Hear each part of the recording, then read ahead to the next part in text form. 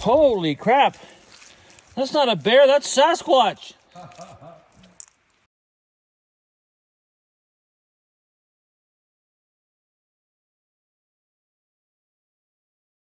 Scott and I are going to find out how's the hike in the Bob Marshall Wilderness. Just heading out of the parking lot, lots of horsemen. Quite a few from the National Forest Service, actually. So, back here in the Bob, always expecting to see horses. Nice little climb right away. Yes. Scott planned this hike, and today's going to be a big up and over. Headquarters Pass, or Headquarters Creek Pass. You pick one. Yeah, so I'm already huffing and puffing. And we'll probably get passed by those horse parties in a bit because, as you know, I'm a little slow on the uphill. Coming down some water. We were in the ranger station yesterday in Shoto, and they did tell us that the snowpack this year here, about 50% of normal, but it's still nice to see some nice clear water. Yeah, a little milestone here. There you go. Woohoo! Seems more wild all of a sudden. There it is. There it is.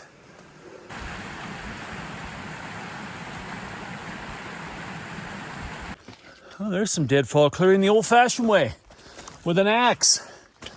You don't see that very often. Wow, look at that. Beautiful. Horse party coming up. National Forest Service folks. We got to find a place to get out of the way. I'm going to ask them where they want us, which is kind of the etiquette. Yeah. There they go. Quite a large party. And if you look really close, I'm going to zoom in. You can see where we're going. Right up in there. We got some work to do, Scott.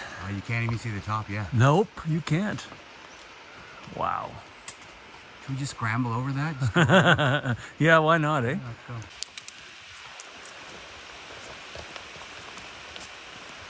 Thank goodness for switchbacks. The grade is great, as we said last year when I was here with JJ and John. But still, we're climbing. Always look back, though. Look at that. Beautiful. Another horse outfitter behind us, leading the train of pack horses. Oh, right there.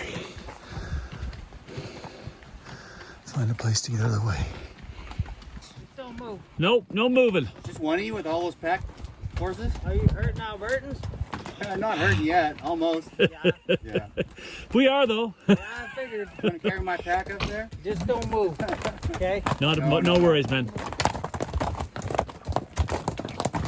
Hey, fella. Hey-o. There we go. What do you call us? Hurting Albertans? Yeah, I guess you probably saw our tag. Yeah, that's funny. Slight little reprieve.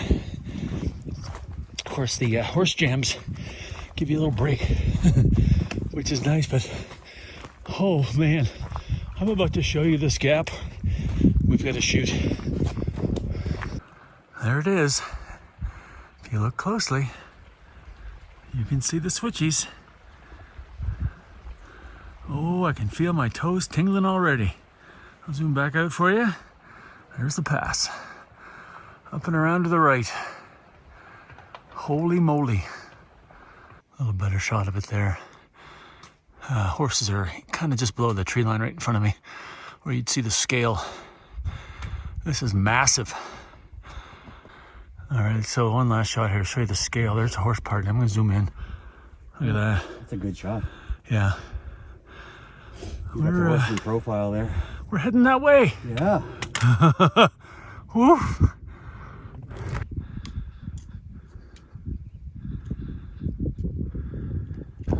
Almost there. Headquarters Creek Pass. Wow. Oh, it's been a morning. But let me show you around when we get here. I was thinking it came this way somehow. We're at the There's the pass. There's the horse party down there. And a couple of tents. And then if you look way over that way, another one of my favorite types of trail. Yeah. It's fun to be afraid of heights. One last look back. Look at those rock formations up there. I'm gonna zoom in right there. Look at that. Isn't that cool? Really neat. Now I'm gonna zoom back out and just turn around. I'm gonna start heading down because I'm sweaty and chilly. Yeah, there's our valley. We got a ways to go yet, but first, another catwalk for me. Looks like the worst of the catwalk for me is pretty much over. That's why you haven't seen much as I descend carefully. One good thing the horse has done today is they've churned it up a bit, and that's given me better footing. So you kind of get some dirt in your, your treads of your boot, right? So still a little work to do. Get down to the valley floor.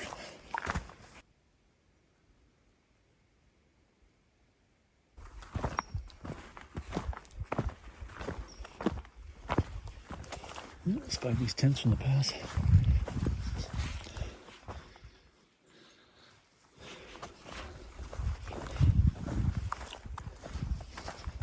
I just showed you those tents, a little campsite here. Look way up. We're just up there. That's crazy. I mean, look at that.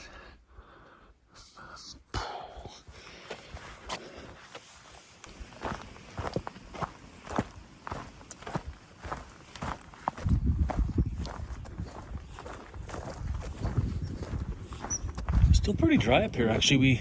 We got close to Headquarters Creek, but we were way up above it. It's pretty narrow, actually, canyon-like.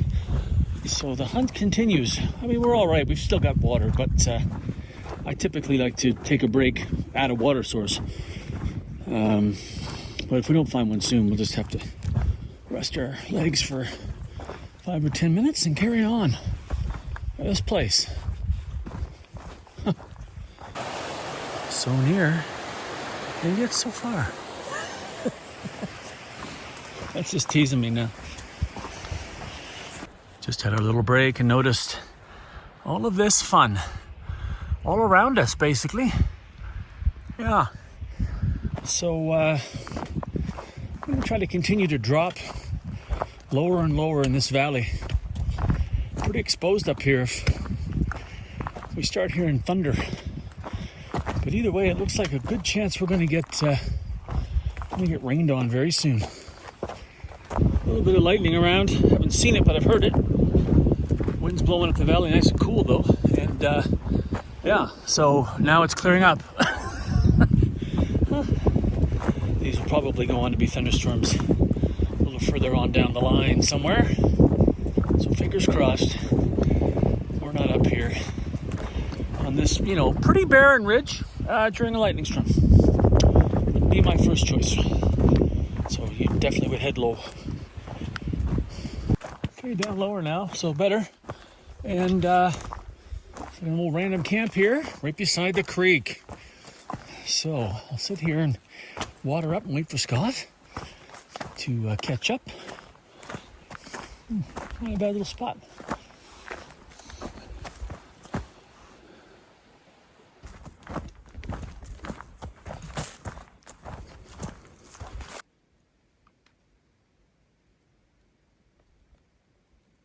Glad to get into a forested area. The pace has picked up as there's lightning pretty close by. Next valley over, kind of to my right. And I can't really tell which way those clouds are moving. They're not moving very fast. So it's hard to discern, in which direction they're going to continue to move or grow. So being back in the forest, much better feeling.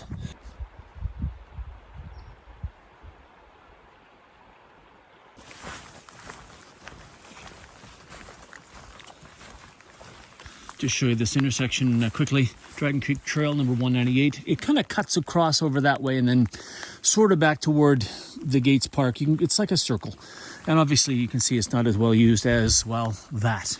But been raining pretty steady for a while now, and just enough to make everything wet, including us, inside and out. You know, you sweat from the inside and you're wet on the outside, and hopefully it'll pass. And we can dry some stuff off and set up camp without too much rain coming down. So I've just pulled the Garmin weather to see. Well, we didn't see this in any forecast we pulled beforehand. So let's see what they say. As I said in an earlier hike this year, Garmin's weather, so in the last couple of years, has been probably forecast by a palm reader and someone with a Ouija board. And yet I still try it. Getting pretty close to the North Fork of the Sun River crossing. And then it's a little further on into the Gates Park area proper. And over that way looks pretty good, but not over that way. Still some rain. I'll show you the river, then I'll show you the intersection. Yeah, water levels are low.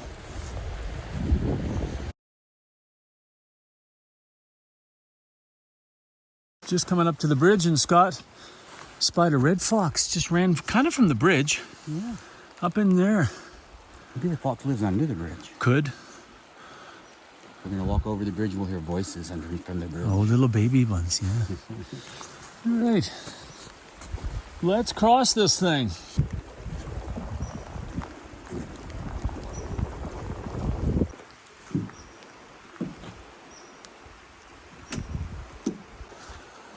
We come up from the bridge and I said, look left.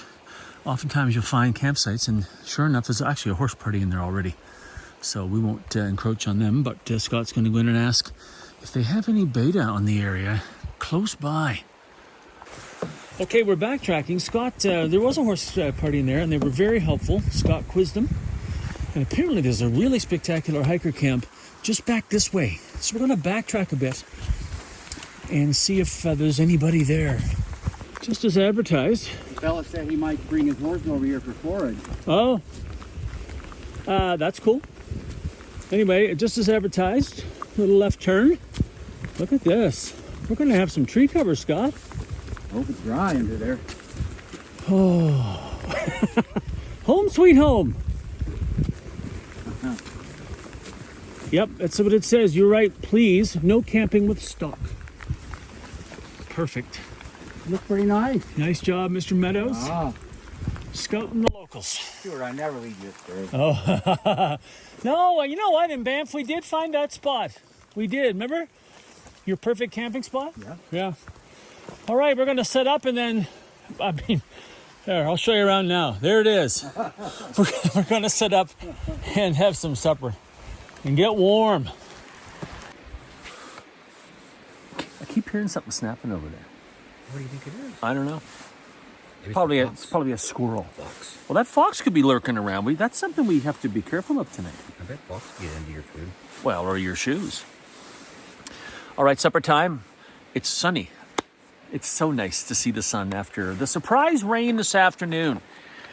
As always on the first night, I have to thank Bryden Solutions, BrydenSolutions.ca, for all the love this summer. They're feeding me, basically, and that's keeping me out here along with Mech and RAI in the States. But Bryden Solutions, like, really, yeah, thank you so much. Now, I have a confession to make. I tried the beef stroganoff of Peak Refuel a week or two ago, and it blew me away. It was so good. I didn't get it on video because it was later in the hike. And one of the things that Dwight did when I was picking up my stuff at Bryden Solutions near Calgary was he said, have you ever tried Peak Refuel? I said, no, I haven't. I said, but I have lots of friends that eat all kinds of it. But I never tried it. Well, holy mackerel, the beef stroganoff blew my mind. So tonight, on this long, hard day we had of almost 19K, the beef pasta marinara. All right, let's try this. No, a little messy. That's good. It's real flavor. Yeah. What's your favorite Peak? You eat a lot of them. Biscuits and gravy. Ah, biscuits and gravy. I think I might have one of those, actually. Anyway, thanks to Bryden Solutions. Thanks to Mech. Thanks to you for watching. And supper time, and then I'll wrap it up. We're going to do trip planning tomorrow because we're just sitting here now, and we're in the Bob Marshall Wilderness and beyond. There are trails in they're everywhere. So Scott put together a really good plan for us, and we haven't changed our plans, but we have an option or two, and I'm going to share that with you tomorrow. So first supper, and we'll wrap up day one. Well, that's a wrap on day one, about 18.74 kilometers with our backtrack. And I wanted to double check the mileage. So what I did is when Scott was talking to the horse party that told us about this great little campsite, I was looking at the Nat Geo layer, which is in miles, on Gaia GPS. And whatever it said, I multiplied by 1.6, and that's exactly where I was on Gaia at that moment in time. So I know I can rely on that. We have this running gag with Garmin, and Scott's Garmin, my Garmin, and Gaia never agree. But I just proved to myself that Gaia was right on the money today, according to the Nat Geo mileage. So that's cool. And it was a lot of work today. And then we had the storms, but hey, that's life out here. Tomorrow, much easier. We're heading up in the Sauk Lake area. Let's just put it that way. We'll intersect the CDT. I can't speak. I'm tired. And I'll tell you why I'm tired. But let me get to the back to it. So Sauk Lake, and then somewhere in that area we'll find a nice place to camp. And then tomorrow, because it is a shorter day, I will take you through our couple of options out here, trip planning wise. By the way, you'll already know what we decided to do, but I want to take you through it because if you're planning hikes down here, there are so many options and so many places to spend time. It's just amazing. The options you have down here, and we just said to ourselves, we'll kind of see how we feel and play it by ear and all of that sort of stuff. So yeah, so that's it. I'm tired because I woke up this morning with some sort of bug, like a cold, some sort of cold or virus or something like that. So I was congested. I didn't sleep well, and when you climb 7K uphill, no matter how good the grade is, yeah, it's a little tiring. So I'm gonna go to sleep. And I'm going to get a good night's rest because I'm super excited to see whatever we're going to see tomorrow. And you'll see that starting in 5 seconds. See you in the morning.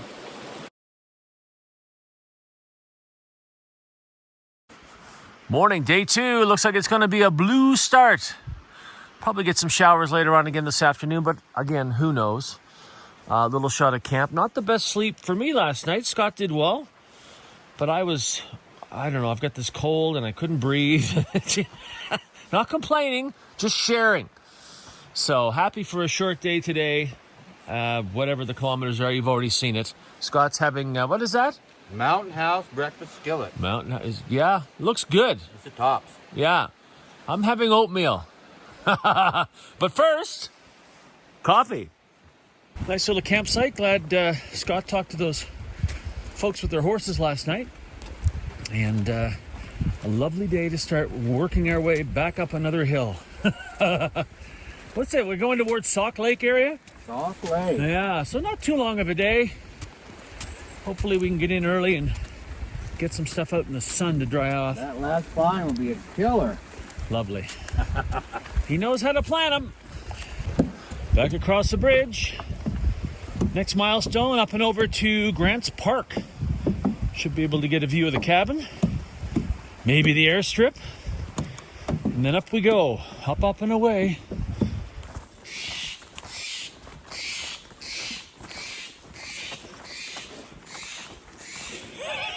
Not a songbird. Lovely. Oh.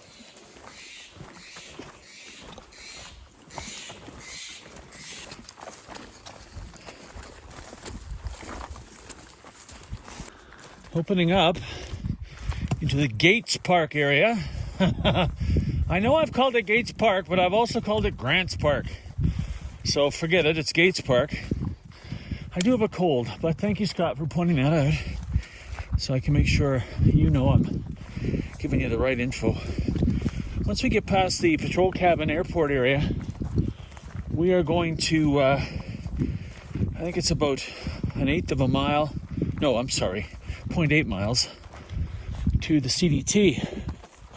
We're going right. We are going right? Yeah, we're going this way. Okay. Lots of intersections and stuff here. Yeah, so we're just trying to see the cabin. I'm pretty sure we'll come over here and see the cabin, then we'll come back out, sweep a bit to the left, and go intersect the CDT. A few signs here. Trail number 110, which we're not taking. Administrative site beside Scott, and no camping here. Welcome to my castle. What do you got in here anyway? Pretty quiet here this morning, given all the horse traffic that passed us yesterday coming here. There's a view of the little cabin. It looks like the outhouse over there. Now we're gonna come down here and have a look, and I'll show you. It's a long walk in the winter. Yeah, it sure is. They have a pee bottle inside. Pea bottles are the best, I'm telling you. Anyway, yeah, and then we're going to swing around to the left here and head back around onto our original route, which won't be too far before we intersect the CDT. There it is, Gates Park Station, Lewis and Clark National Forest. There's some kind of water over here. Like a well? The spigot. Oh, a spigot. Well, then they've got a well. Pump somewhere.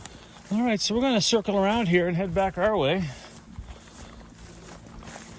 Show you some of these other buildings. Clothesline. Hey, we can take a couple horses up. We could look at, oh yeah, the horses over there. I'll zoom in for you. Fellas, ladies, much better defined trail here in the general direction we want to go. As I said, the Nat Geo shows a triangle here, so another gate over that way, which would seem to be making a lot of sense.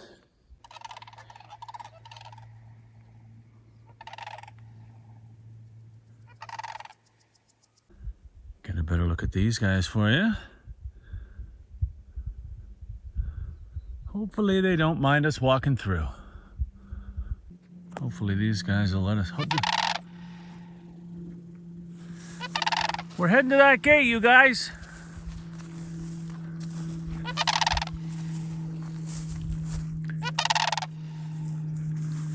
That's fascinating, isn't it? Loud. They have red feathers on their head. We'll have to look that up.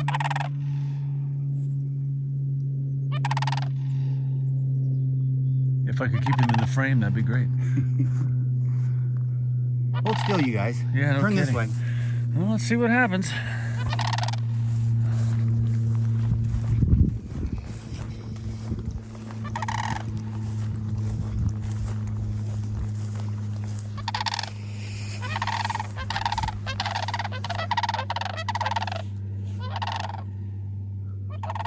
Not happy.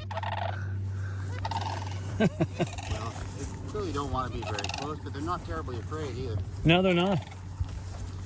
Okay, we're back on our planned trail. Less than a mile to the intersection of the CDT. I think we're going to do some climbing for a bit. Okay, major intersection here for us. If you're coming Nobo in the CDT, you're coming up this hill and you're going to head sharp left, Red Shale Trail number 130. That is our trail. So, up here and have a little break with Scott and get ourselves into the Sauk Lake area. All right, Scott's on his way and you can see our target. Basically, our target is up and left and then sharp right, right toward this.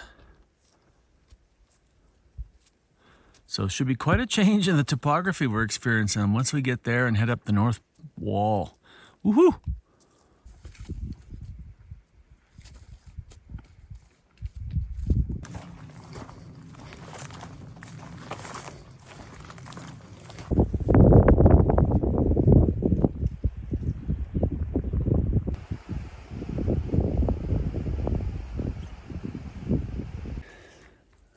Uh-oh. Just had a nice little break in the shade with a nice breeze because it's been smoking. And now we're in the forest and the clouds have returned. So that's good. The heat and the exposure are minimized. But now we're wondering if we're going to get sprinkled on like yesterday. Probably still another 2.5 miles, 4 kilometers. I'm just doing the translation in my head. Something in that range. First glimpse of the target. We just turned left on a switchback. One more big right-hand switchback. And that's the one I mentioned earlier, the big curve to the north.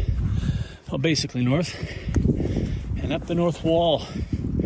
And we'll be looking for a campsite. Yeah. Hello.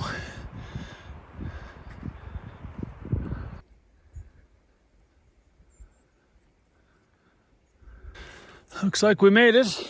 North wall. Yeah. Little camping spot here. I wonder where the water is. Maybe we'll find it momentarily, but Over there somewhere. maybe, yeah.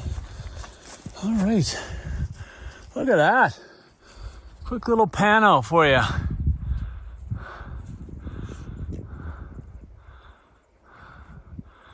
We're going that way.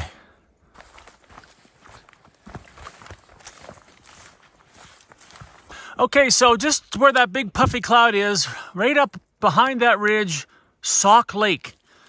And I'm going to zoom in because this may be the old kind of trail to get up there. Look at that. Oh, my toes are tingling already. The map shows there should be some if it's not dried up. Okay, we've just come down. We've given up on getting up to the lake because we can't find a normal access point. We did ask some knowledgeable people in Shoto. And there is a trail up there, somewhere toward the left.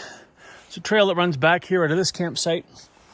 And right across here from that campsite is, looks like another well-beaten down trail. But we're in search of water. Don't mind lugging a bit for a good campsite. The one at the top wasn't bad. There was some running water. Oh, Scott thinks we have water down here. All right, let's check it out. So indeed, there is water down there, and it's a good running source still. Not sure what's going on over here, because remember just a second ago, I showed you the two trails. And this one leads into where we're going to stay tonight. Maybe it goes off and wanders somewhere else, it's hard to say. But at this point in the day, it's time to have some soup and relax. So we're going to figure out where best to set up our tents. Nothing's going to be as far away from other things as we want, but that's just seems to be the way it is out here. I mean, even at that first one I showed you in the meadow that was quite pretty, everything's all basically in the same place. And we did see some grizzly scat today, just as we were getting closer to the meadow. Oh, what do we got here? Oatmeal? Let's have a look. Oh, let's have a look.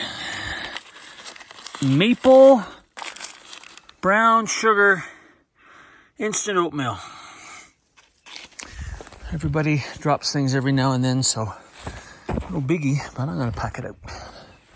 All right, once we get set up, let's talk about some trip planning. My year for hummingbirds, apparently.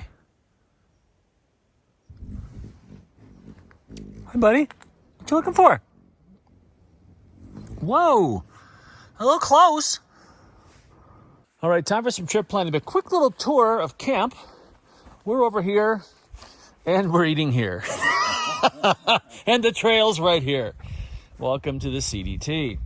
All right, how did we get here? What are we doing? That's next. Okay, trip planning. It'll be quick. We have a couple of options, and I want to explain why. First of all, today was hot. And in July, it was even hotter.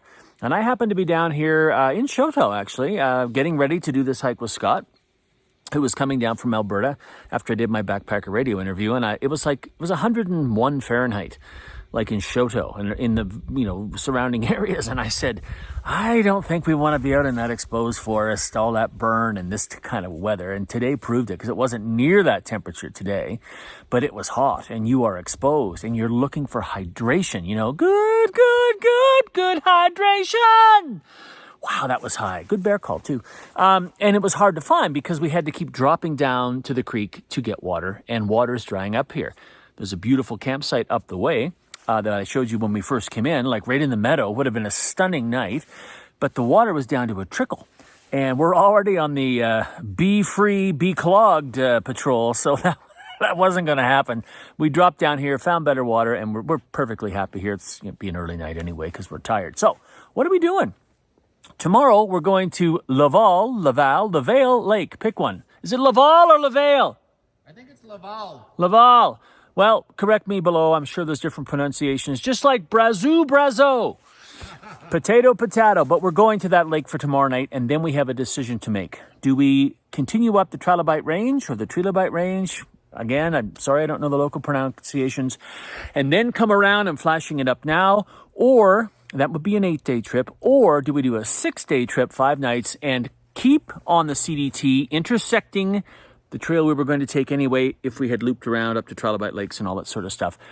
Now, why would we change our plans? When Scott originally looked at this, it was like 6 days, 5 nights, and then he added a couple of days and nights, you know, to go up a little further to the lakes and see that range and explore more of this amazing place. But remember, we were supposed to do it in July, and we have a hike in Glacier National Park with JJ and John coming up very soon, and it'll be a bit tight. It'll be like, do we go home? Do we not go home? Does Scott go home to his family? Where do I go? Like, it's compressed time frame now because we changed the timing of the trip. So tomorrow night, we'll see how we feel. We'll get there and we'll think, okay, do we shorten it? Do we keep it 8 days? You already know. That's a spoiler alert. Check it out in the timestamps in the description below. Anyway, hopefully it's a gorgeous day tomorrow. It was a little warm today, but we'll take it over rain. Garmin says rain tomorrow, but again, was it the Ouija board guy tonight? Might have been the Ouija board guy tonight. Or the palm reader. Roll the dice with Garmin. It's like it was a 90% chance of 9 millimeters tomorrow, and it was supposed to rain all evening. Pretty much a bluebird. So who knows? All of that will factor into what we decide to do, but those are our options. And the last thing I'll say is the great, great thing about hiking in this part of the world, in this amazing stretch of wilderness areas and national forests, is there are so many trails, and you want to make a change or you want to go off and maybe extend the trip, you can. So that's a long-winded explanation of trip planning, but it is a bit complicated, and there are a lot of mitigating factors. So flexibility is good. That's why we love being here. We also love supper. And have I got something interesting to show you next? Okay, so Scott and I were cooking supper, and we both are having El Panera Forever Mac and Cheese. The best. It's good. It's one of my favorites, right? Me too. Yeah. So anyway, I'm like, 2.5 cups of water is a lot. Scott, no, you said 2 cups of water. I go, no, it's 2.5 cups of water. We're getting into an argument. Yeah, about cheese water. Anyway, I'm going to show you something. Watch this. Now look carefully. Mine is over here. 790 calories, 35 grams of protein, and 198 grams, which is why I took it out of my pack tonight. Look at this. 148 grams, 590 calories, 26 grams of protein. Now bear with me. Should we flip them to show Well, the price? I'm just going to walk around. I want to show you the price. And by the way, last thing I want to say, this is not a retailer's fault. $11.95. The small one, $11.95. What's that called again? Shrinkflation. Shrinkflation in the backpacking world is real. Wow, I couldn't believe it. Okay, I'm really not sure what's happening tonight, but Scott's pretty excited about where he's hanging his food. So let's find out. Is this all shame after what happened in Castlegar Meadows? Exactly. Meanwhile, there you go. Tie it to a tree, kids. Tie it to a tree. But benefit of the doubt. I'll show you that in a second. There's no art to tying it to a tree. There is an art to bear hang. Wow. You want to explain this while you do it?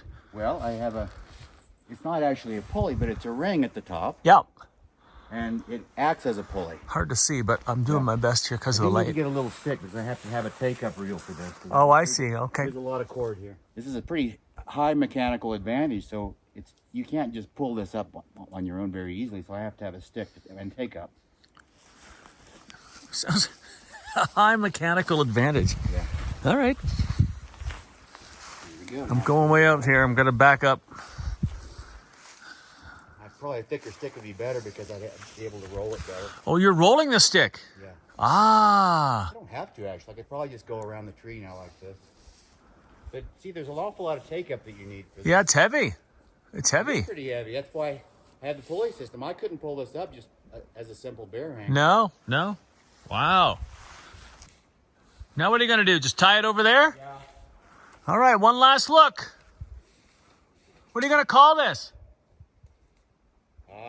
Haven't thought of a good name yet. All right, we'll get on that. There you go. There you have it. Well, let's wrap on day 2. It was a great one for the most part. A little heat in the afternoon. And, in those situations, my advice to you is what we did today. Slow it down. Stop at water every time you see it. Keep tanking up electrolytes and just slow your pace down and find some shade once in a while and take a healthy break. Keep yourself with some calories going as well. And when you get to camp, like I had a Lipton cup of soup and more electrolytes and lots of water, and just kind of took my time as we set up and stuff like that. It was kind of fun around camp, actually. Not too many bugs. There haven't been any so far on this trip to speak of. And the hummingbird. So I showed you a clip of the hummingbird.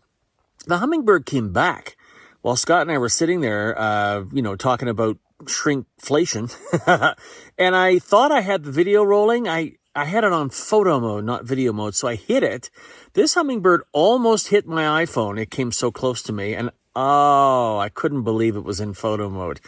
So always special when one of those wonderful creatures visits you. And it was certainly a highlight of the evening. So, hey, we're in bed early. Not sure what's going to happen overnight with the weather. Could be some rain. Could be some rain tomorrow, which would be, it's always hard to get started on a rainy day, but we've got the gear for it. We've done it before, and we would just prefer to maybe get going and get into camp. Anyway, tomorrow's decision day. We'll make that decision later in the day, probably. I mean, no need to rush that in the morning. Let's see how it goes. Let's see how we love where we're going. Lots of great options out here, as I said earlier, and there are no bad hikes in this part of the world. So what will tomorrow bring? You'll find out in 5. I'll find out in 8 hours. See you in the morning.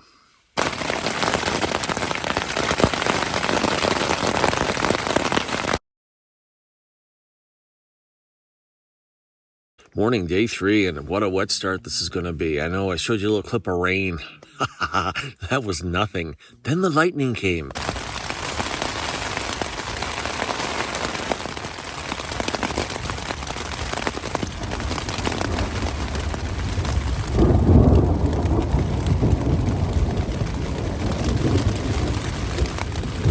It lasted for, I don't know, like 4 hours. I mean, seriously, this went on and on and on, and some of the strikes were pretty close. You do that old timing thing, 1, 2, and you count how many miles away it is. Well, there were a couple of close cracks, and I swear at one point I smelled some smoke, which is not unusual if you're close to a lightning strike.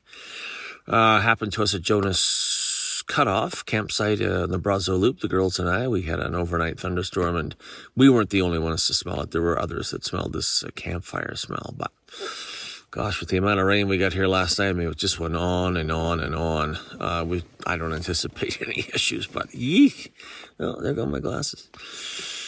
Anyway, yeah, it might be one of those days where we stop while we have sun and try to dry things off, because who knows, these could roll in again later today. So anyway, up and at 'em, and coffee and breakfast.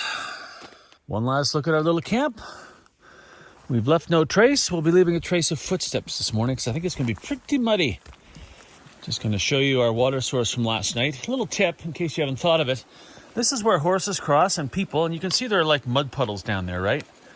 Find a place above all of that to get your water. It'll be a little cleaner for your filter.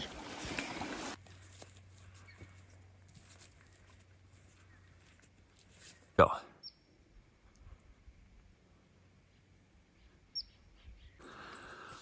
Always look back.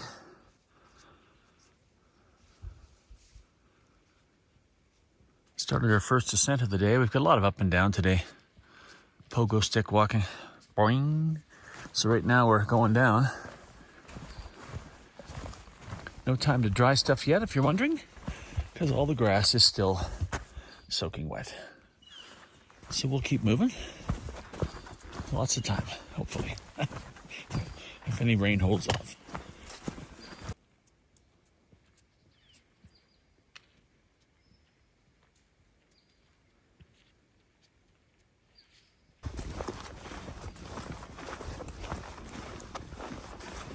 Just standing here looking at this amazingness.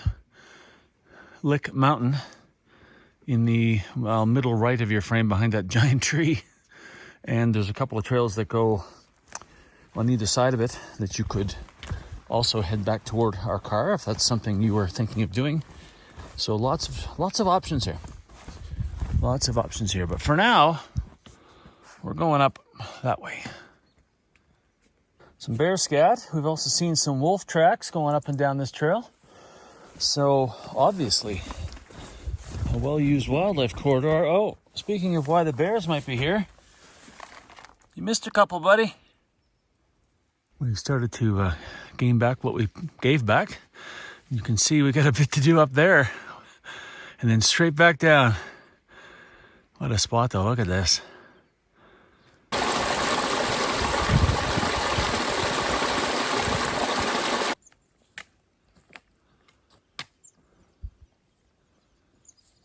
All right, before I show you what's ahead, one last look back.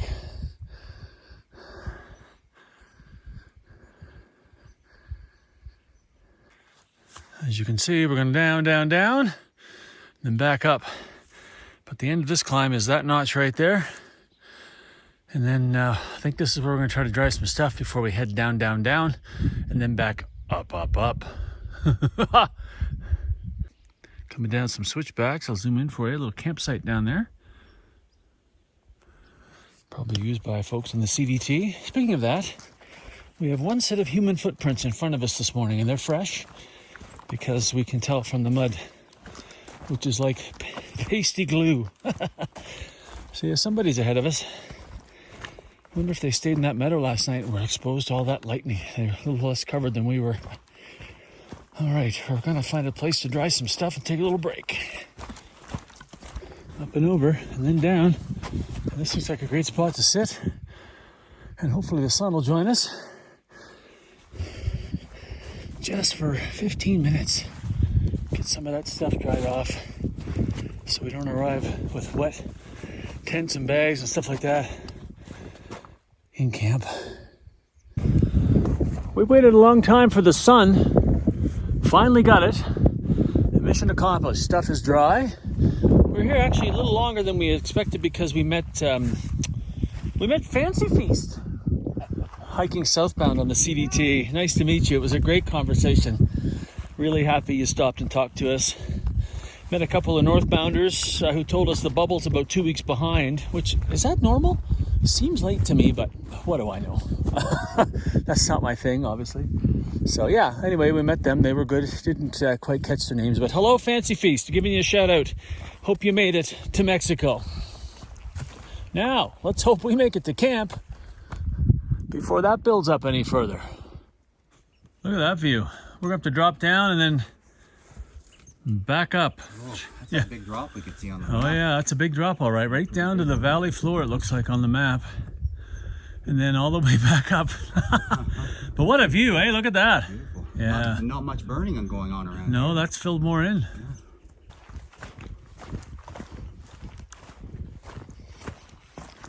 Wow, look at this. So when I lived in South Carolina and I saw an area like this, I would think wild boar.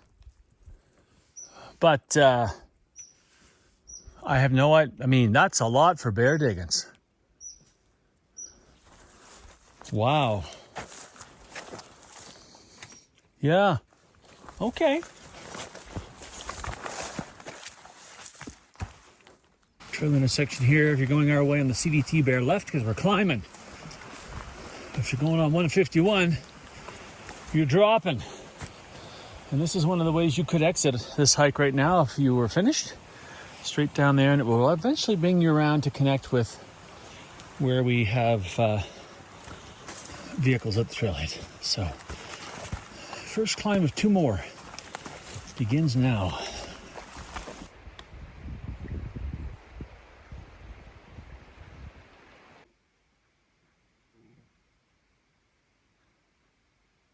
Well, we're following something, and not too far gone either.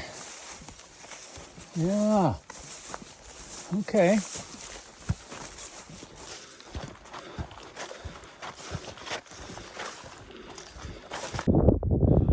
One more slight down, then up. Then another slight down to the lake. And look for camp. And look at that.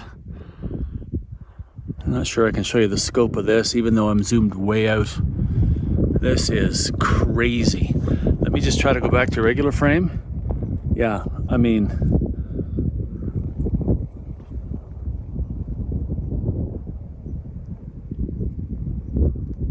you can see the trail. I'll zoom in a bit. Down there, and then over there, and then up there, and then I really have to zoom in for you to see up there. Wish us luck.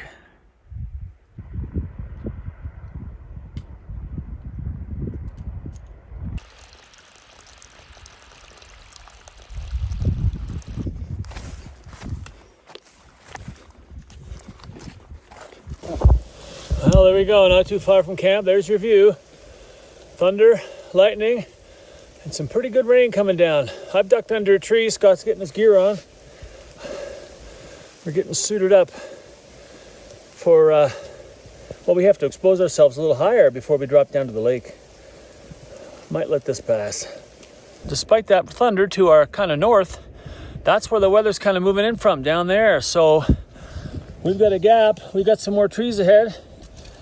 And we're going to pick our way now through the muddy trail.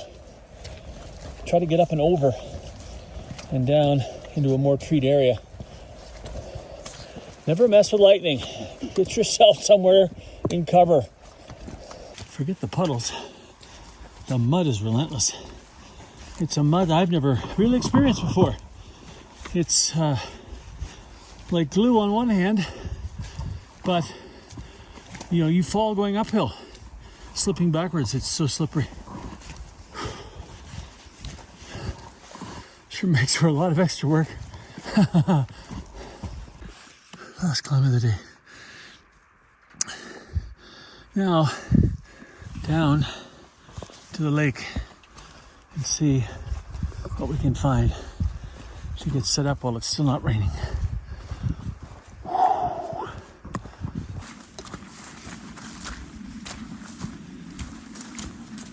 Fate to find the old trail in here, but we have. We're going to come in and see where we're at.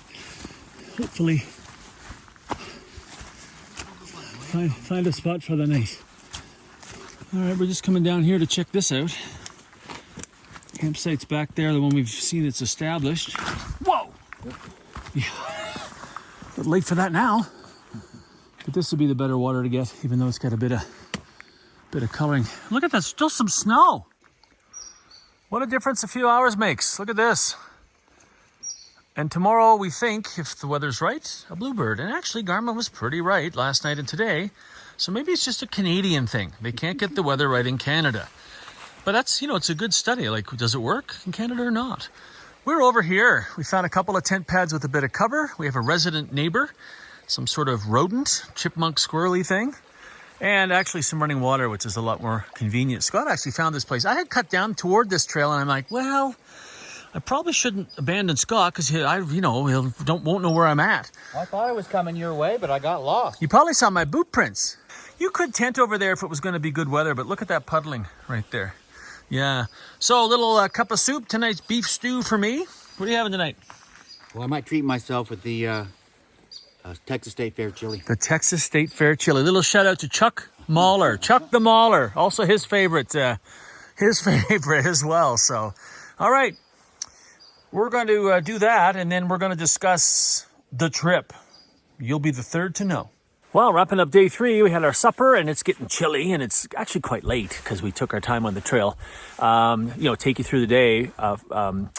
When we got to one of the many climbs today, we found a spot to lay our stuff out, and it wasn't sunny, but it was drying, so we waited for a while, and then we met a couple of northbound CDT hikers.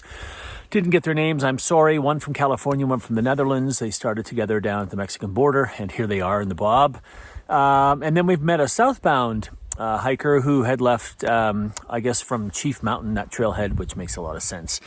Fancy Feast. Nice to meet you. We exchanged information, and hopefully you'll check this out at some point down the road. But we talked for quite a while, and it was nice. It's just nice to meet other people who have lots of experience and are out here enjoying this amazing place. So we lingered. So we get in late. And then, as is typical in a lot of these places, I mean, even like places in the old days when I take the girls to the Foothills Trail in South Carolina, I mean, you have to kind of look around in these areas for kind of established campsites. And that's what we did here when we get in late. Here's another look at this stunning place. I mean, seriously, just gorgeous and out of the way. You got to go there to find it, right? And then Scott wandered down this way and found our campsite for tonight, which is great. We think we can probably just exit out here back onto the trail. And where are we going tomorrow? The decision has been made. We're going to stay on the CDT, and we're going to start heading back. It'll save us 2 days. Let me just explain again why. Between our glacier hike and Yellowstone hike coming up in early September, we only have a couple of days to drive from Glacier down to Choteau, repack, shower, get organized for what is, I think, a 10 or 11 day excursion down around the south boundary, Two Oceans Plateau, a thoroughfare. So that's not much time for a long hike like that. So we thought, well, if we exit 2 days early here, we'll save trilobite for another time, or trilobite, whatever it's called, and we'll come back and do that at another time. So that's the plan. We're going to head down the CDT. We're going to head to this place, because I forget the name, I'm going to flash it up, and look for a campsite there. It'll be a short day. It's all downhill, a loss of like 400 meters and no gain. So we're going to get up early, try to get in early and have an actual sunny afternoon to do some laundry and clean up and stuff like that. Have a more leisurely day after days like today where we hid from the rain and slipped in the mud. Tomorrow's looking good. So that's a long wrap on day 3, but it also included some change in plans. It feels like the right choice. Super excited to see more of this amazing place, and super excited to see you in the morning.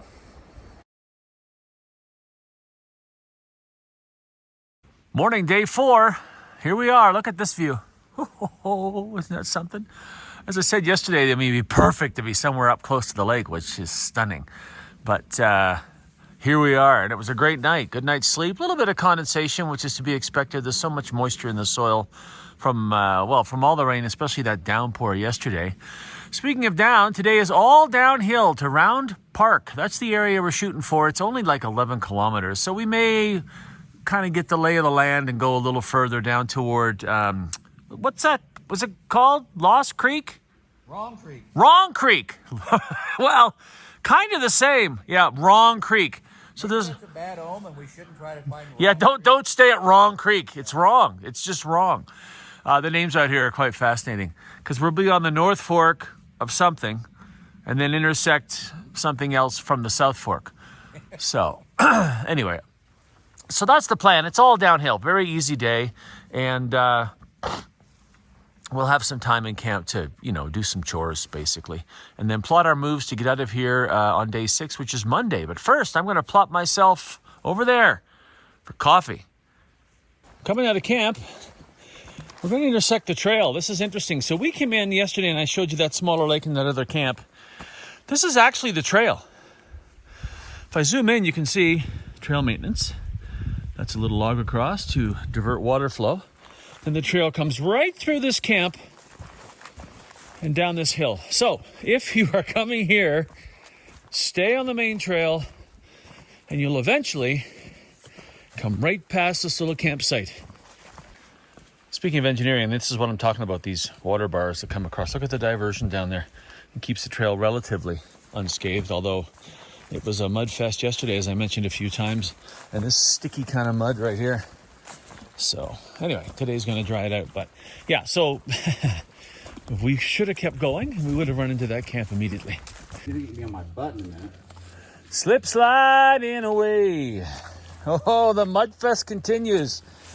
They call it the Mighty Bob. I call it the Muddy Bob. Holy moly, you're just picking your way. Just want to show you something. Plan A would be go up and shoot that gap, basically where that tree is. We're just trying to figure out how you would do it. Obviously, there's a line there. You'd probably go up and then around to Switchback Pass and Pentagon Mountain. There's a lovely lake there as well. Is it Dean Lake? If I'm wrong, I'll flash it up. But yeah, wouldn't that be a fun climb this morning? Now, that was plan A. Anyway, whoa. More of that same digging that I showed you yesterday, which was quite widespread. Like I said then, when I lived in the south of the U.S., we had a lot of wild boar that would do that kind of thing. So I don't know. I mean, I've seen a lot of bear diggings in my life. That doesn't quite look like what I've seen before, but you tell me in the comments below. Whoa, oh my God, speaking of below, I almost fell. And also below, we're heading down that way.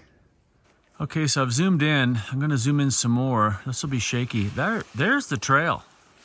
There's the trail. Now let me zoom out, show you the aspect.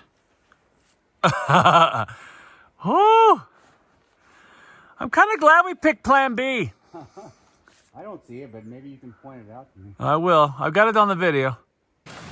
Here's the intersection where you go down here on the CDT, which is what we're doing today, as you know, or continue up that way towards Switchback Pass and Pentagon Mountain. There you go.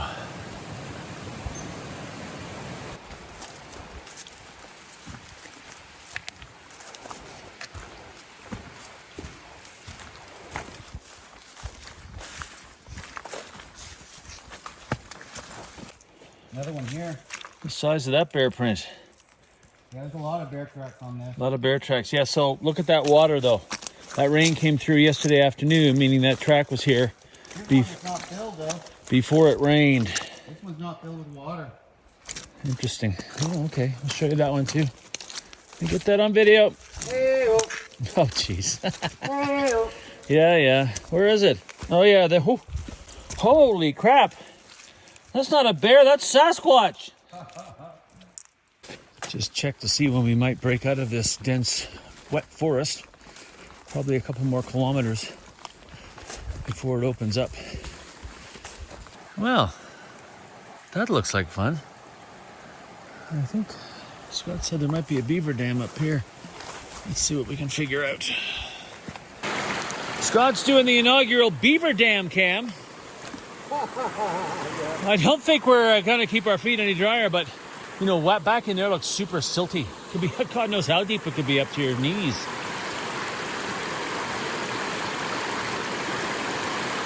Well, there's our bridge. Trail will be back that way. We'll just bushwhack through, and then once we get out of this into the sun, I'll take my boots off and dry my socks. But, wow. I'm not going to bother with that. It's so wet through here. All right, we're back on the trail. I mean, didn't think I'd need the rain kilt today. But all these weeds and stuff are just soaked. Oh, less than 2K, we'll be out of this and into the sun. Haven't had much opportunity, so why not?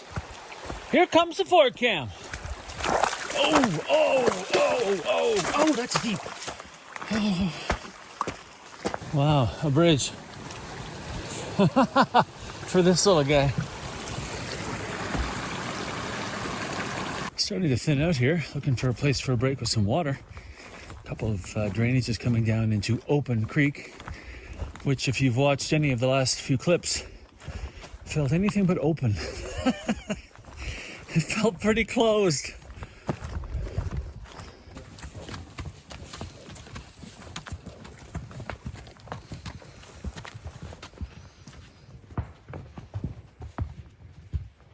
Huge horse party going up to Lovell Lake where we were last night. Wow. Did we miss a campsite? That is a ton of horses. I mean, I think there were 20? 3 people and 20 horses. And out we are. Kind of a welcome sight after being in the woods in that mud for so long. There's another, I just crossed that first drainage. There's another drainage up here. Goes down to the creek, see if there's any water in it. Be a good place for a stop. Otherwise, I'll just find a place. I'll have a break here, and I know we're heading back down to the creek so we can water up then. Nice shot of Signal Mountain from our little break area. Gonna pan down. There's the wet boots. There's the pruny feet. There's the socks. And there's the gaiters. You're not showing them your feet, are you? I didn't really show them my feet, no. Boy, last night would have been bad. Whoa, ho, ho. Pruny. I have to almost turn away from that guy showing me his blisters on that one video. Nice break. Nice to be out in the sun for a while. We're heading to Round Park, and then we're going to head kind of south and start scoping as we head toward Wrong Creek Cabin for a campsite. So this would be, if we were doing the 8th day, this would be night 6. And night 7, which is tomorrow night, even on our itinerary, always going to be tricky if we want to go over the pass and find a camping spot there to shorten our exit day. So this is what we're trying to sort out this afternoon. Like, we want to stop early and have a chore day in the sun, But then what? Like, how do you figure out your final night in the trail? So it could be an adventure, and you'll be here for it. One last look back.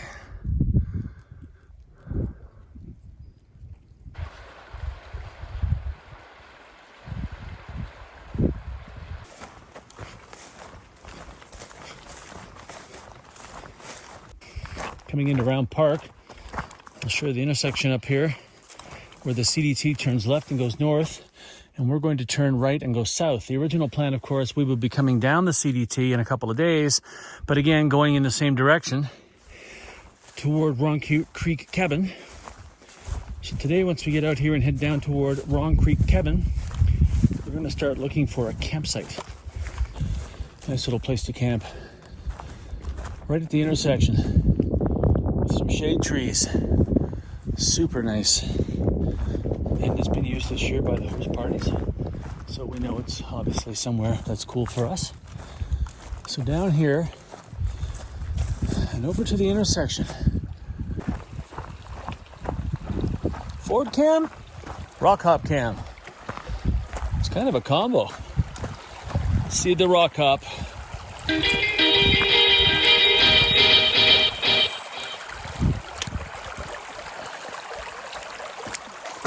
Yeah, rock hop.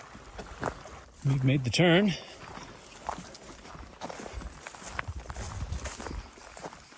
CDT now behind us. This is the same trail. Just back there was the intersection. Really not much to look at marking wise, so I didn't bother.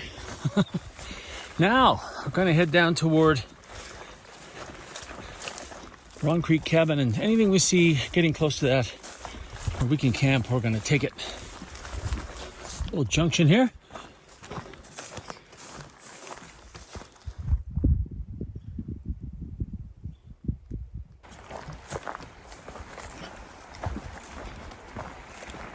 Look at this. What a pretty walk this is.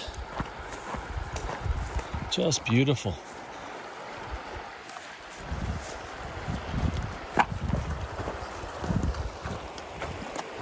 Trail brought us up high, skirted along pretty much at the same elevation for a bit, and now it's going to drop us down into the Wrong Creek Cabin area. Kind of water on both sides, so we'll have a look for some place we can spend the night. Hopefully something around is established, but if not, we will find something appropriate. Dropping down even further and starting to look to my right to see for, random camping places if we can't find something established. And that looks quite amazing to me. If we have to circle back to it, find out shortly.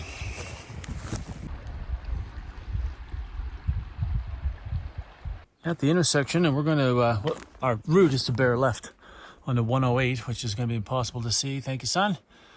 But if you were to continue straight up over this hill and down, it would take you down to that big river I just showed you. And typically when there's large crossings like that, they're typically, I'll say typically again, is some sort of camp. But there also could be this way, which is our route. So I'm going to ponder that. Which fork in the road? Fork in the road, we'll go to the left, which is the plan. And this is where all the horses come in too. You can see all the fresh hooves. Now, if there's nothing over here we can use, we'll just head back. I think there's a bit of a triangle here, and we'll head down to the river. Because I just showed you on the way in, there's lots of different places. Also a little meadow showing up here with a lake on my right, on my maps. Not sure what that's all about, but I'll certainly be keeping an eye out. Three Forks. Route Creek Trail.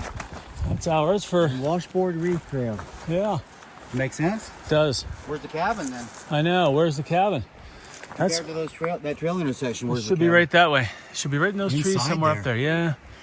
All right, we're going to scout around for somewhere to pitch tents. Maybe down there. Come out of there, crowd little river ford, little campsite, a couple places for tent pads. Hallelujah. Hallelujah. Just what we were looking for. All right. All right, little tour around camp, eating area down here as I showed you when I walked in. Dried a whole bunch of stuff off up here. If I zoom in, you can see Scott's got stuff hanging over there. And we did not take a camp up in here simply because, well, A, it's pretty uneven, but B, this is where the horses are when they're in camp. And so not only is it kind of kicked up and uneven, but there's a lot of poop. Normal. Seen a lot of it out here. That's to be expected. So let me come over and show you where we actually set up camp. Came through that horse area and we're over here. Far away from the trail as possible, far away from the water as possible. And we've set up in this little meadow. Horses have already been over here at times as well, but not nearly like up there undercover. And that's me desperately trying to dry things that I washed today. Anyway, we're going to continue to pack up and clean up. And call it a day and think about tomorrow. It's going to be a little complicated. I'll explain when I wrap it up. Well, that's a wrap on day 4, which was supposed to be our 6th, and we're exactly in the same spot we thought we'd be. The challenge is tomorrow. It's about 23 kilometers to the car, up over Root Creek Pass.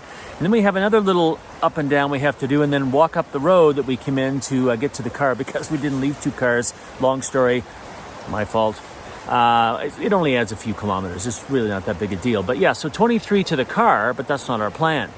So the plan is, what do? You can get to the base of the climb in about 6.5 kilometers. That's not much of a day, but that leaves, 17 and change the next day, up over the pass and then out. Is there a place on the other side of the pass to camp somewhere? There's a beautiful waterfalls there. Is there any flat space anywhere nearby? We really don't have a great idea, and another good reason to read the guide. But why not? Well, because I enjoy this. I enjoy being out here. We have a basic plan, but trying to find places to camp, trying to find places that are flat with water and all that kind of stuff. I find that really exciting. I did a little bit of it when I was a kid. That's why I love the random areas of the other parks where you can just find a place to camp. But out here, a little different topography. It's going to be pretty tight up there, so I'm not sure what we're going to see, but who knows? Are we going all the way out tomorrow because we have to? Or are we going to take the safe route and have a super, super short day and then up and over on day 6? I really don't know. You do. You'll know in 5 seconds. I'll know sometime tomorrow. See you in the morning.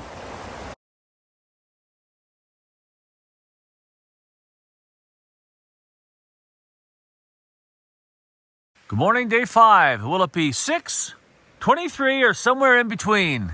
25 or 64. Anyway, my whole life's a song. Actually, today my whole life's wet. So yeah, we're in a bit of a sink here. Let me show you this condensation on the tent. I don't know if I can get this on video, but pretty typical. No surprise, but yeah, all beaded up on the outside and in. And as I mentioned last summer, the infamous Big Agnes wet foot box. And it's not even the foot box. Look how far this goes up. This has nothing to do with condensation in the tent. And everything to do with how this bag is, look, it's up here too around my chest. Everything about how this bag was designed. This is an older Big Agnes bag, so maybe they've changed everything, but such a mystery. And I'm going to be switching over to some other sleeping bags, including one I have from Mech, but I really want to know, so I may get a hold of Big Agnes, figure out, why did that happen with this particular series of bags? Anyway, that's it. We're going to sit here and pack up. Hopefully the sun will peak up quickly and help us dry some stuff off. And as always, but first, coffee. We delayed a bit this morning, probably by half an hour or more, just to dry some stuff off that was pretty wet. Never a bad idea. If it rains later, at least we'll be starting sort of dry. And weight, obviously, water is heavy. We've got some climbing to do, perhaps, at some point. Well, first of all, out of here. So again, 6K to the bottom of the pass, climb, 10K to the pass, somewhere 11.5 to 12 to a spot that Scott looked at and thought, maybe, which was always our plan for the last overnight of the hike. If we get there and there's nothing, oh boy, gonna be a long one. Well, thank goodness we got our grouse for the trip. One littler one in there. Good thing it's not closer to dinner time, sweetie. Yeah, because I like me some chicken. There you go. What are you gonna do? All right. All right, we've just stopped. We've only done a kilometer, like just over a kilometer. And why have we stopped? Scott has a hot spot. And why am I filming it? Because I talk about this all the time. If you feel a hot spot, stop. Don't be, oh, I'm going to be all right for a while. And then later in the day, you're in severe pain doing 500 meters an hour. So it's a good lesson. I just wanted to mention this because I talk about this all the time. He's over there. I threw him my kit. That's the other point I want to talk about. I keep my med kit pretty close to where I can grab it on the trail, not buried somewhere down deep in my pack. Keep that stuff handy. You never know when you're going to need it. And for goodness sake, if you feel a hot spot at the beginning of the day, or any time during the day for that matter, stop and fix it.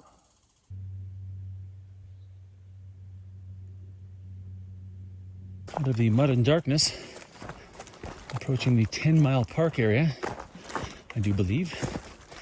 And that geo still shows a 9-mile park as well. But they're about 500 meters or so apart, which is, well, if correct on the map, not quite a mile, certainly.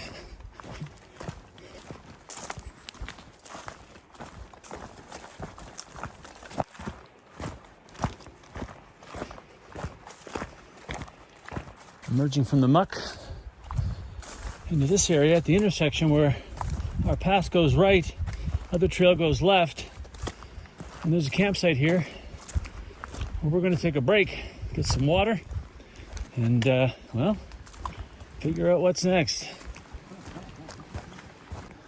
You know, had it been a couple of hours later, or yesterday, this would have been a no-brainer. By the way, up here in the woods, looks like a place you'd leave some horses, because it's not flat.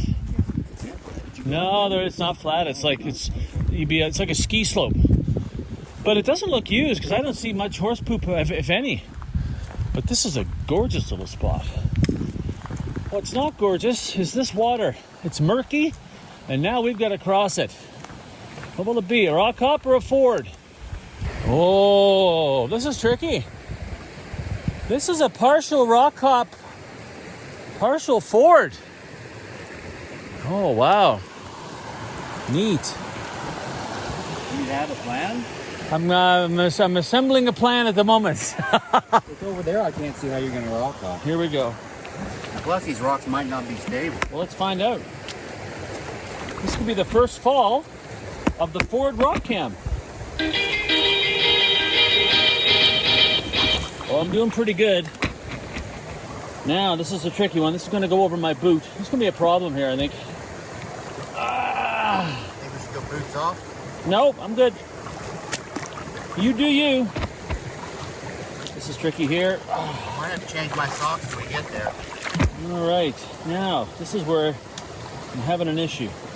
I'm gonna run. Ready? Boom! Oh. Ah, not bad. Here's another one. Scott, how's your balance?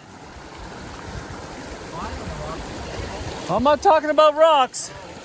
Looking at the map, it looks like we've got a few of these kind of staying on the same line, topographically speaking, and some sharp climbs, and then I think most of the elevation is coming just at the end, which is fine, because typically you're up above tree line, there's something to see, so it makes it a little more enjoyable, kind of a distraction, like this mud. Not as bad as yesterday, though. This is nowhere near as bad as yesterday, so we'll take it. No tracks in the mud, but hello, bear. What was I saying on day one about the nice grading? Oh, she's steep in sections here. You won't even be able to see it on camera. It flattens everything out. You have to trust me.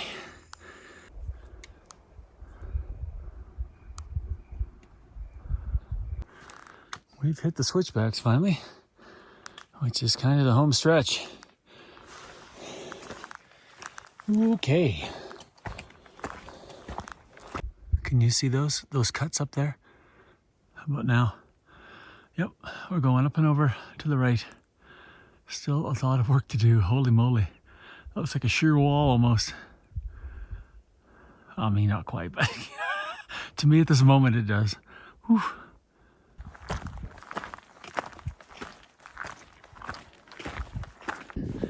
Here we are at the summit. Scott got ahead of me. Took a little video. Oh man. A little break up here and then holy moly. Woo, we gotta go down. Oh man. Gorgeous basin though, isn't it? Gorgeous. Climbed up on this game trail just to give you a little panorama. A little up there. Scott's down there. Whew. Root Creek Pass. Now we're going down that way to the left in search for water and a campsite. Fingers crossed for both.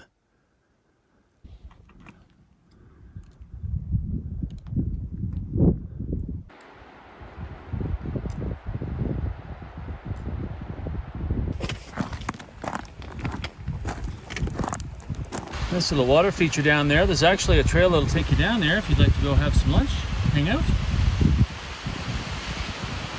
And then I guess continue descending along this wall. Pretty sure I can see our trail on the left of that canyon down there. We're not getting near this water anytime soon. That could be a problem soon. Unless there's a little water coming out of here, which there may be up here. There we go. But the map shows water in places and it's so dry, maybe not. I mean, look how dry that is out there. Hopefully we won't get too dry.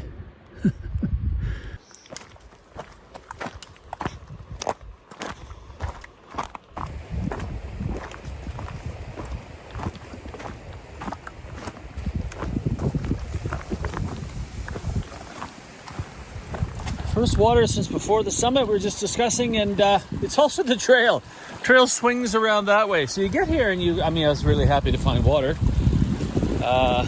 You know, it's dry out here right now. But you're also kind of thinking, okay, there's water. Where could I camp? Unfortunately for the two of us, there's nowhere here. We did scout around. And I mean, somebody has camped here because somebody's had a fire over here, but you know, if you have a small single person tent or something, you probably do that. We do not. So, we're going to keep going. There's another confluence of some water where it appears that is it the North Fork or the Middle Fork of the North Fork of the Teton River, whatever it is. The thing widens. So maybe there'll be a place there, because the next milestone's the intersection to where we would cut right and do like maybe 4 miles to the car. But it's getting late, so plan A is to find a place to camp.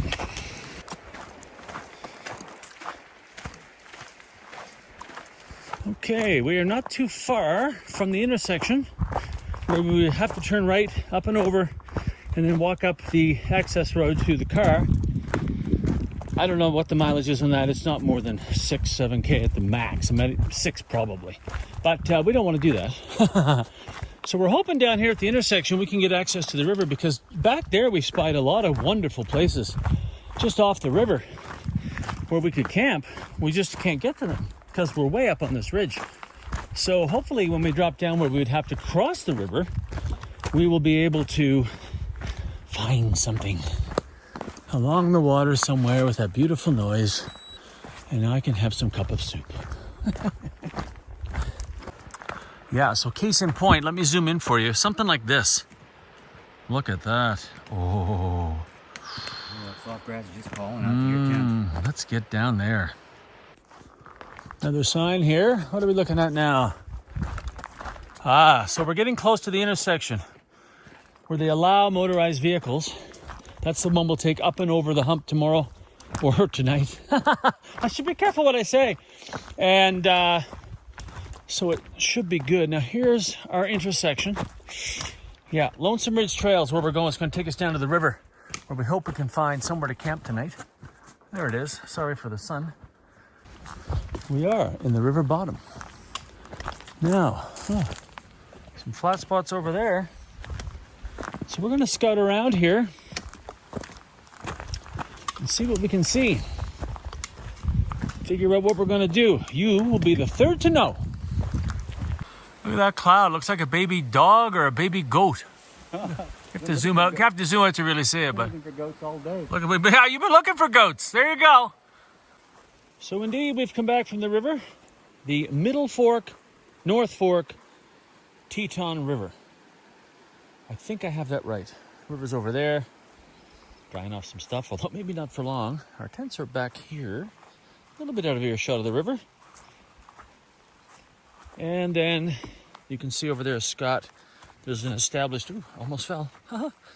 There's an established eating area over here with a campfire pit. So this worked out well for us. As you can see, you know, fairly flat, right? Fairly flat.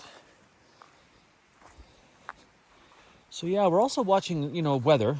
We're back to the afternoon thunderstorm risk. I have heard some lightning. It all seems to be coming in from, oddly, the southwest, or south-southwest, which is an interesting pattern. So yeah, we're going to be over here having some supper. There's camp. You can find this before the ford, before we start the big muddy climb tomorrow. To get back to the car. What's for supper tonight? I'm going to have this instant chicken and dumplings because I don't have to worry, sit here for 10 minutes and cook it. Yeah, so Scott cooked last night. Just quickly tell us a little bit about this brand. Well, it was complicated. This is Packet Gourmet. Yeah. All right. Yeah, we talked about that earlier in the hike. The pasta bolognese. And you had to boil the pasta. Boil the pasta separately. Then you mix the sauce back in the bag. Yeah. And then you have to combine it back in the bag. So it cooks in your pot and the bag. But it was tasty. Well, it was good. But Yeah. It was a lot of work. A lot of work. Sound like a chef in a restaurant or something. Tonight for me, one of the favorites, pasta primavera. Thanks to Bryden Solutions, brydensolutions.ca. Just type it in. No special link required. Just go and check out their selection and their number 10 cans, which are my favorite because you can combine your own meals. Anyway, they've been super helpful keeping me on the trail this summer. And I'm super appreciative. I'm also super hungry. So let's get at it. Well, that's a wrap on day 5, and it would have been the same trip if we were doing it on day 7. Only we'd be, well, a little lighter in the backpack. Maybe elsewhere. Hard to say. Anyway, it was a good day. The scenery was phenomenal once we got up over the pass and in that area. And it was a lovely walk down here. Lots of views and things like that, which is what's kind of missing on the way up from the other side. But, you know, we knew that, and that's part of the trip planning. And part of the trip planning for me and the fun, as I've said, is being able to take some time and look for a campsite. I really enjoy that, and we found a nice one tonight, as I showed you a few minutes ago. There were nicer ones up the river, but getting down to the river would have been the challenge. And then, of course, tomorrow morning, scrambling back up. And I'm not a scrambler. So, speaking of tomorrow morning, up and over. And we took a look at the trail. It's going to be muddy. It's going to be super, super steep. And then down to the other side, and then we have to walk the road a little bit to get back to the trailhead and get back to the car. And we should, I don't know, probably be in the 95 kilometer range. I'll flash up what that is in miles when we're done. So yeah, it was a great day. We're here in camp. We've got some weather, as you can kind of see up here, moving in. And we're probably going to just pack it into the tent and get ready to exit tomorrow to the trailhead. So see you in the morning.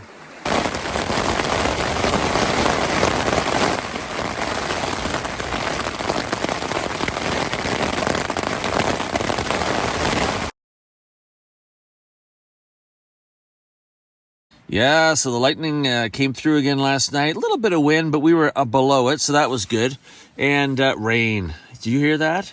Lashing rain. I don't recall being in rain that heavy in any tent. And, of course, this is a new tent to me this summer. And you're sitting here going, But not a drop of water, not a drop of splatter. So that was really, really good, but what another night. So the sun's starting to peek up over here out of the east. 68 degrees, I think, is what Scott told me the other day is the compass direction where the sun's rising right now. So we're in a good spot. We're not going to get this stuff dry. And oh my gosh, we're not going to be dry. The up and over is going to be in the woods, super muddy, wet, and we're going to have to don the rain gear. The good news is it's only 6K back to the car. And, then the big moment occurs. We'll find out, how's the hike? But right now, I'm going to find out, how's the coffee? Oh, by the way, P.S., I just want to share with you the worst sound in the hiking world. Seriously, this is the worst sound in the backpacking world. Ready?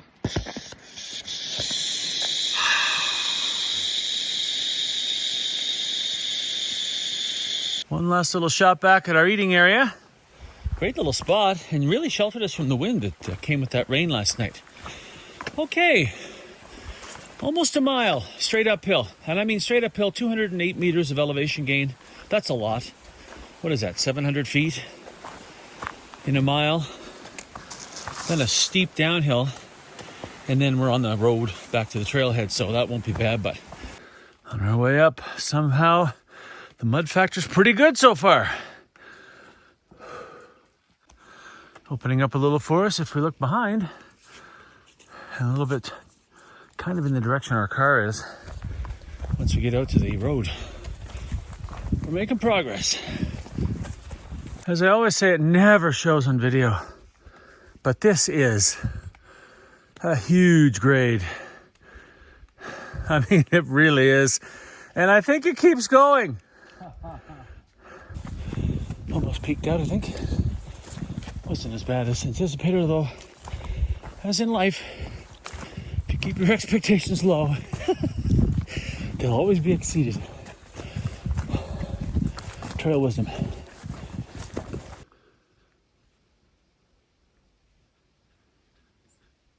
We made it. Pretty views from up here. Look at that. We're heading down that way, of course. Yeah, a little pano.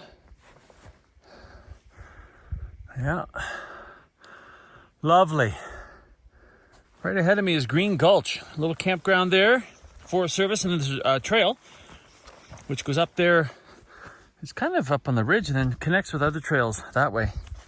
So Green Gulch. A lot of these Forest Service campsites are really nice. You know, picnic table, outhouse, nice pads, and inexpensive. So good staging. If you're ever going to come out here and hike, you look for those, and I can stage you the night before.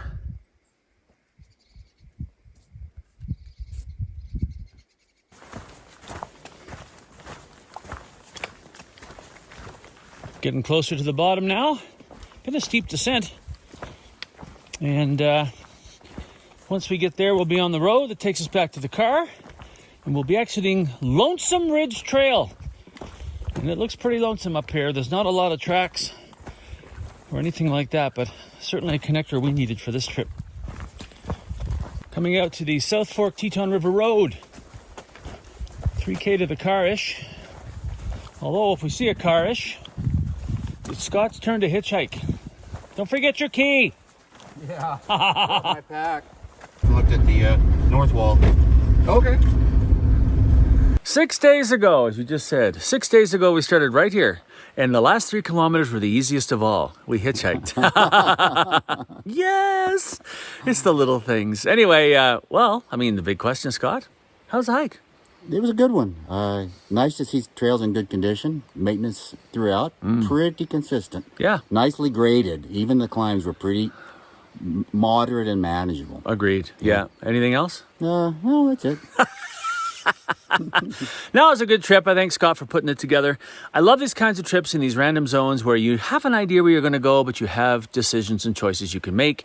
You're not pigeonholed into a campsite every night and, oh, I got to get there. Oh, I can't get there. And you have all that kind of stuff going on. So love the Bob Marshall Wilderness. Love our random camping zones in Banff and Jasper. And yeah, love this hike. And we're on to the next one. If you have any questions or comments, leave them below. We'll see you then.